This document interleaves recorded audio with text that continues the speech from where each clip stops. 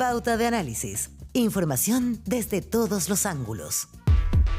Bien, momento de tener la conversación del día y vamos a hablar de la ley corta de ISAPRES, un zapato chino, una frase que utilizamos bastante y que aquí aplica bien. ¿Con quién vamos a hablar? Con Emilio Santelices, exministro de Salud, miembro del Centro de Políticas Públicas e Innovación en Salud de la Universidad del Desarrollo, y no sé si él me corrige, ex coordinador de la Comisión Técnica para la ley corta de las ISAPRES sería, porque ya esa instancia ya no opera. ¿Cómo está, Emilio? Muy buenos días para usted. Constanza Santamaría y Gerardo Gómez, saludamos. Hola, buen día, Connie, buen día, Gerardo. Sí, efectivamente, ex miembro de la comisión, pues ya no opera. Ya no Así opera es. Y vamos a ver si toman en cuenta, No, finalmente se toman en cuenta algunas de las recomendaciones que ustedes dieron en esa comisión. Emilio, ¿cómo está? Muy buenos días. Bueno, estamos, la verdad es que contrarreloj, ¿cierto? Gerardo decía zapato chino, estamos contra el tiempo porque el 12 de mayo vence el plazo que dio la Corte Suprema, el último aplazamiento que se dio para aplicar el fallo de la Corte Suprema, ¿cierto?, sobre las ISAPRES, y debiera estar lista la ley corta de ISAPRES. Quiero saber si con las últimas indicaciones que puso el gobierno, donde no estaba la mutualización, que era una de las alternativas, una de las sugerencias que ustedes pusieron en esa comisión técnica, ¿usted le ve viabilidad a las ISAPRES o, como dijeron algunos ayer, con esto se estaba matando a las ISAPRES? A ver, efectivamente, las indicaciones que se pusieron al proyecto no aportan a la solución, son solamente medidas parciales. Yo también he llamado de parche porque no van al diagnóstico definitivo de lo que tenemos que resolver. ¿Y qué es lo que tenemos que resolver? Uno, avanzar en una nueva forma de financiamiento privado de la salud, bajo la lógica de seguridad social, donde se inscriben y se adhieren las ISAPRES, y en esta etapa crítica restablecer la estabilidad financiera y cumplir los fallos. Ese es el propósito y de ahí no nos debemos confundir. Ya, pero ¿y cómo se hace eso con una deuda que las ISAPRES sostienen que es, bueno, y es cosa de analizar los números en realidad, porque es como 3 veces, si se aplica la deuda completa, es como 3 veces como el patrimonio del sistema, de las ISAPRES. ¿Cómo se hace? ¿Cómo se hace un recálculo si no se incluyó la mutualización? ¿O usted cree que hay alguna forma de recalcular esa deuda que parece ser la piedra de tope? Sí, bueno, sí hay soluciones. Yo diría que uno de los méritos de la comisión que me tocó presidir junto al doctor Cuadrado y al asesor de la ministra, el doctor Nájera, porque hay que decirlo, este fue un acuerdo transversal.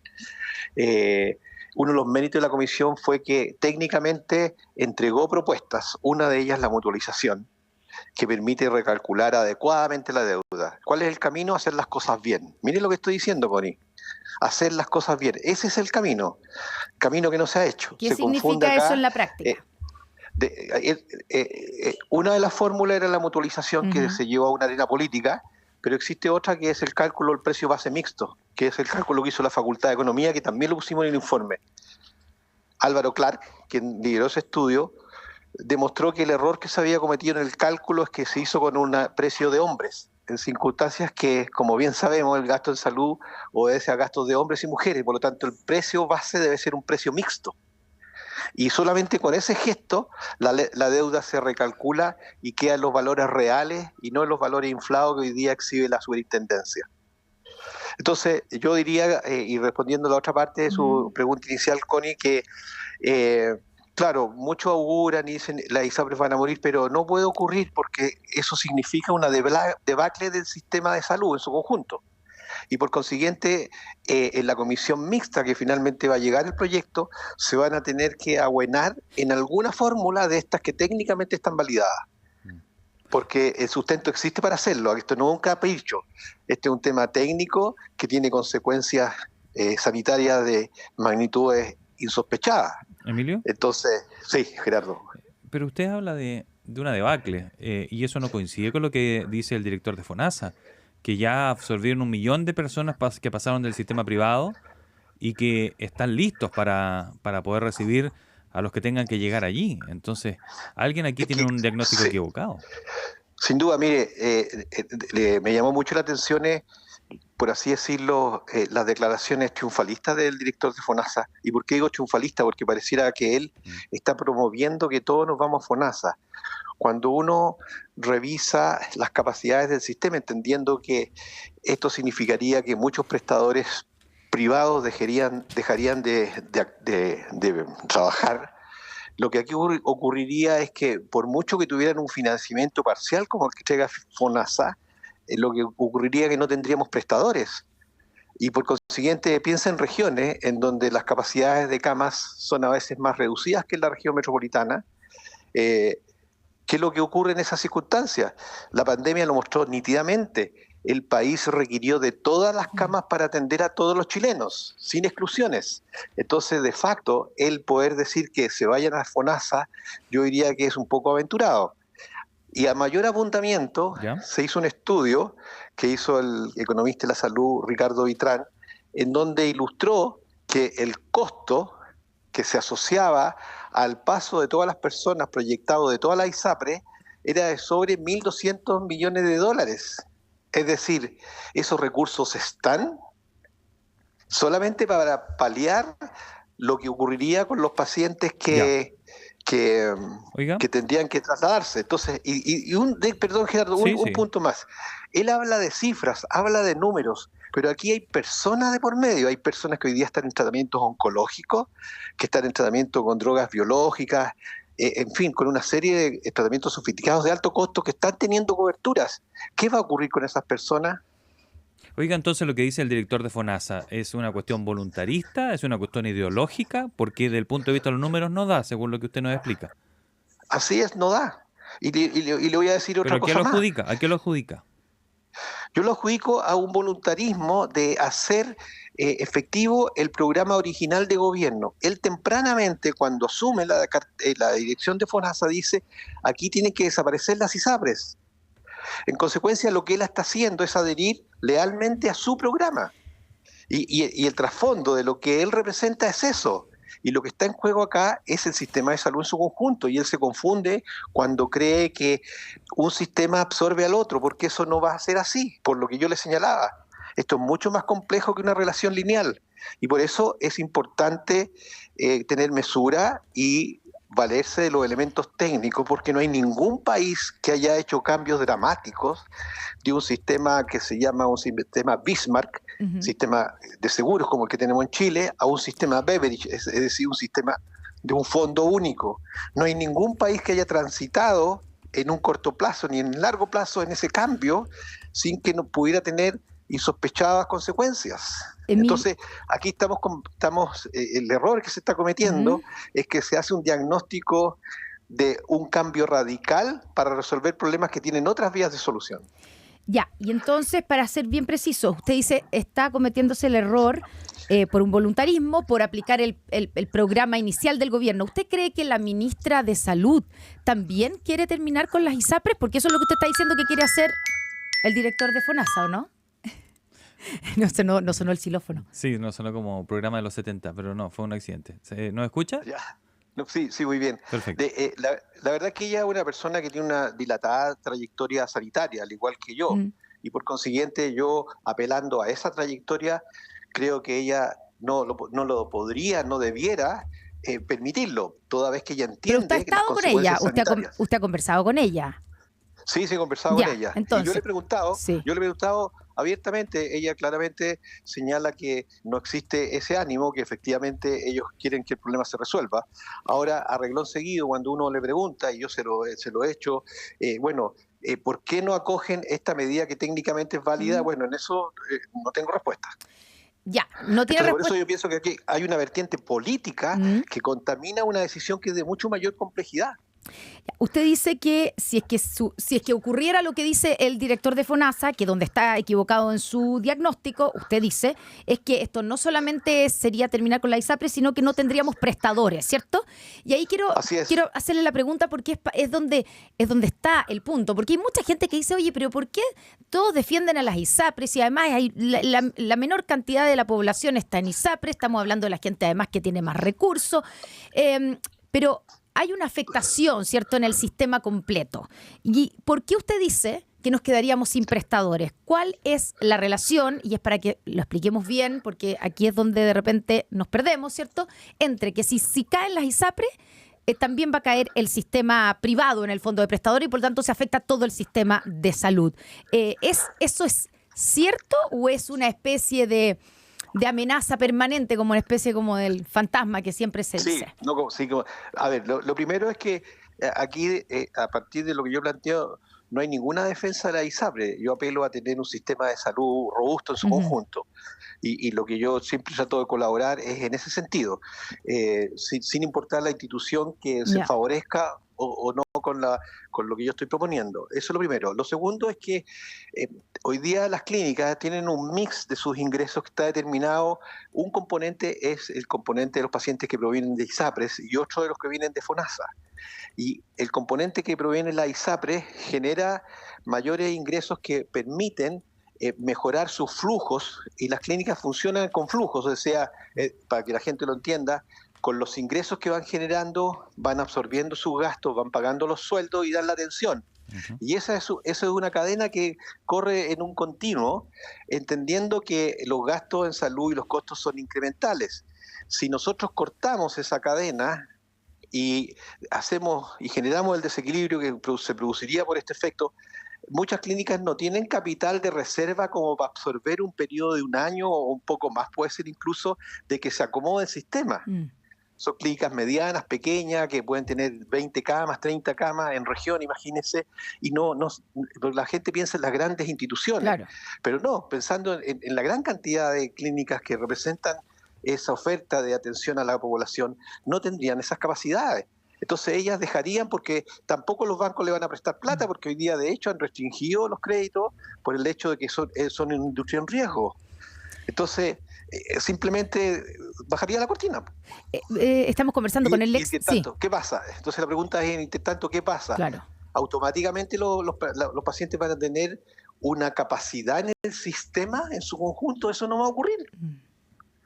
Entonces, por eso aquí hay que tener un sentido práctico. Y fíjense que la paradoja es la siguiente, Connie, y esto es una cosa que yo le dije a la ministra. Le dije, ministra, usted tiene la oportunidad histórica de hacer los cambios para tener un sistema mixto, como el que tenemos, pero robusto bajo la lógica de seguridad social. Tiene todos los votos para que avanzar de una vez por todas en que las ISAPRES se conviertan en una lógica de seguridad social, en un fondo de compensación de riesgo, un plan de salud universal, y se acaban las preexistencias y existe la libre movilidad que toda la gente anhela. Claro.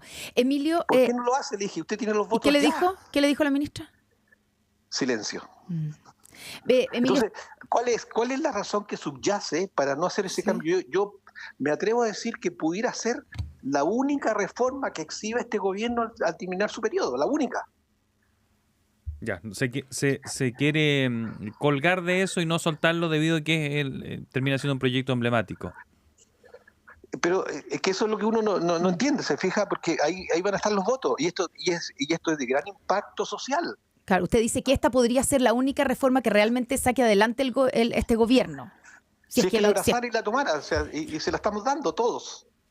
Emilio, el problema probablemente no solamente, porque usted dice voluntarismo, etcétera, pero hay un problema también, y quiero preguntarle cómo se hace esto de aplicar la reforma de la que usted habla, y en este caso de hacer viable el sistema de ISAPRES por todas las razones que se han dado, sin aparecer salvando a las ISAPRES, porque en la práctica, y pensemos también en la gente, en los afiliados a la ISAPRES, lo que le estamos diciendo a la gente es que las ISAPRES no cumplieron con lo que tenían que hacer, cobraron de más, retiraron utilidades. Retiraron utilidades, ¿cierto? Porque que ahora no están, las utilidades no están, pero las retiraron en algún minuto. En algún minuto ganaron bastante plata las ISAPRES o de dueños anteriores, lo que sea, pero nos cobraron de más y además ahora nos están diciendo que nos van a devolver menos plata, pero además nos van a subir los planes, porque si no, el sistema no se sostiene.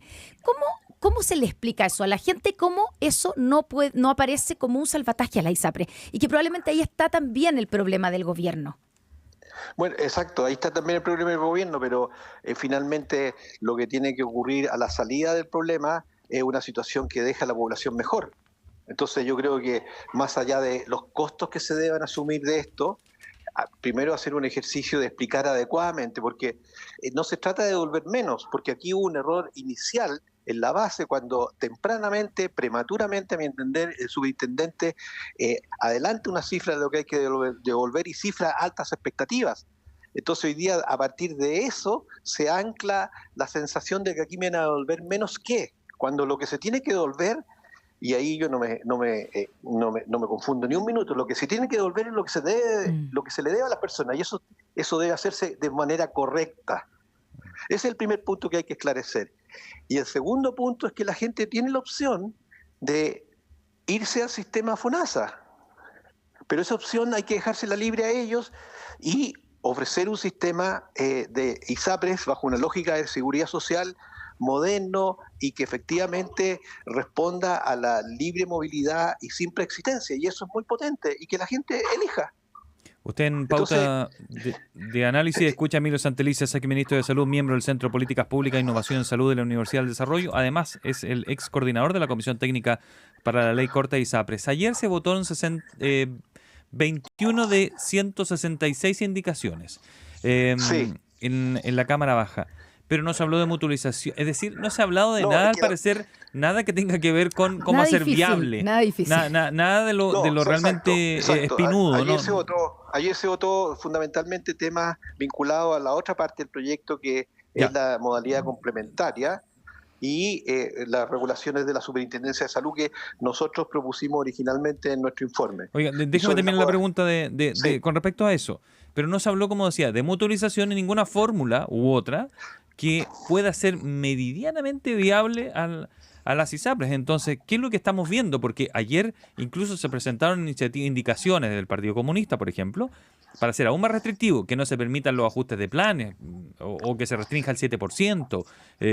Entonces, ¿cuál es el afán de lo que estamos viendo allí en la Cámara Baja, a su juicio, al menos de parte del oficialismo? Porque la oposición insistió ayer que había que volver a hablar de mutualización. Claro, lo que ocurre ahí es que efectivamente se reflejan las dos almas que en tantos otros sectores y problemas tenemos en nuestro país del gobierno. Una de ellas que insiste en la idea de que avancemos a un fondo único, que es el programa original por lo demás del gobierno, y la otra que con juicio de realidad entiende que tiene que prevalecer un criterio sanitario para no generar un colapso en el sistema en su conjunto. Están esas dos almas ahí tensionadas y se reflejan estas indicaciones. Lo que finalmente va a ocurrir acá es que esto se va a tener que resolver en la comisión mixta. Ya. O sea, importa poco lo que pase en la Cámara de Diputados finalmente. Digo, ¿por qué? Porque igual esto tiene que ir a comisión mixta y da la impresión que ahí es donde se están apuntando como cuando se van a sentar realmente a ver cómo resuelven este zapato chino, ¿no? ¿Cómo salimos de este zapato chino? Lamentablemente, Connie, como usted señala, es así. Y digo lamentablemente porque nosotros debiéramos esperar que en el espacio democrático parlamentario, como su nombre lo dice, se parlamentara, se escucharan, existieran las reflexiones adecuadas para hacerse cargo de los problemas y se observara sobre los fundamentos técnicos para resolverlos. Nada de eso ocurre. No, hay una definición ex ante que deja posiciones estancos. Oye, si al final quiebra la ISAPRE, esto es bien básico, pero no muchos lo mencionan. Si quiebra la ISAPRE, no te pagan nada. ¿Qué te van a pagar? Si claro. Hasta ahí llega. Claro, o sea, así es. La devolución. O sea, y esto tiene ahora, y hay otro elemento que vale la pena relevar. Resulta que esta modalidad complementaria, por la cual también se generan expectativas de parte del director de FONASA, que la gente va a poder tomar este seguro complementario, ahí ocurren dos cosas. Una, que el valor que él está calculando esa prima dice que es aproximadamente 30.000 pesos. Eso no es así. Yo le pedí un cálculo al presidente de la Asociación de Actuarios de Chile, un hombre reconocido en la plaza, y le dije, usando todos los datos existentes, ¿cuál debería ser el valor de esa prima? Y esa prima no va a costar menos de 55.000 pesos, o sea, casi el doble, por persona. Entonces tampoco estamos diciendo que FONASA va a tener un plan en donde va a haber equidad. Ya. Y déjeme darle, por favor, Gerardo, con otro dato. Las ISAPRES tampoco desaparecen porque están naciendo ya lo que yo declaro como las ISAPRES de primera. ¿Por qué? Porque hoy día no hay ninguna ley que inhiba que se generen nuevas ISAPRES, y eso está ocurriendo. Ya tenemos 3 instituciones importantes del país, una que ya la tiene y 2 más que ya han anunciado que están trabajando en ello. Entonces podríamos tener nuevas ISAPRES que no tienen pasivos, no tienen deudas hacia atrás y que van a llevarse a los jóvenes. Entonces vamos a estar, fíjese lo que va a hacer el gobierno si no resuelve el tema. Vamos a dejar instalado un sistema peor que el que nosotros por 10 años hemos querido modificar. ¿Por qué? Porque vamos a tener ISAPRES pequeñas, con pool de riesgos bajo, con personas que se arreglan entre ellos, por así decirlo, personas mayores que se quedan ancladas en la antigua ISAPRES, y por lo tanto el concepto de solidaridad no va a existir. Emilio Santelices, le agradecemos, ha sido muy amable conversar con nosotros a esta hora de la mañana. Muchas gracias, Gerardo. Buenos días, Connie. Buen día. Gracias, Emilio. Buenos días. Son las 8.